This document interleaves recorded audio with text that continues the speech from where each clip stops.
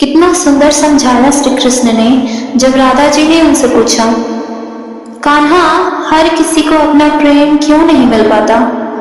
कृष्ण मुस्कुराते हुए बोले, राधे, प्रेम प्राप्ति एक शाश्वत प्रक्रिया है जो 5 अद्भुत गुणों पर निर्भर करती है। राधा चिंतित होकर, कौन से 5 गुण माधव? कृष्ण, सब्र, भरोसा, निश्चय और प्रयास। राधा ने कहा, लेकिन प्रभु, हर प्रेमी तो ये सब करता ही है, फिर भी क्यों उनका प्रेम अधूरा रहता है?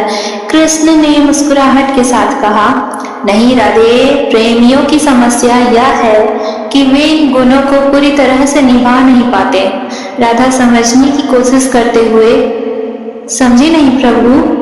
कृष्ण धैर्य से समझाते हुए, देखो राधे, प्रेम में कभी सब्र होता है तो प्रयास नहीं होता, निश्चय नहीं होता, कभी प्रयास होता है तो भरोसा अधूरा कम होता है, और कभी निश्चय होता है तो सब्र की कमी होती है। यही कारण है कि प्रेम कभी पूर्ण नहीं हो पाता। राधा निराश होकर, कान्हा, यह तो बहुत जटिल सा लगता है। कृष्ण मुस्कुराते हुए कहे, नहीं राधे, यह जटिल नहीं है, यह एक सरल सत्य है कि जो व्यक्ति कठोर निश्चय के साथ पूर्ण विश्वास और अथाह सब्र से असाधारण प्रयास करता है, वही प्रेम को प्राप्त करता है। राधा चमकते हुए, वाह कान्हा, प्रेम पाना तो सचमुच एक अद्भुत और गहरी प्रक्रिया है, लेकिन तुमने शुरुआत में 5 गुण कहे थे, पर ये तो 4 ही है। 5वां गुण क्या है? कृष्ण थोड़ी देर चुप रहते हुए फिर हल्की मुस्कुराहट के साथ, 5वां गुण, वह सबसे दुर्लभ है। राधा आश्चर्य से, क्या है वह केशव?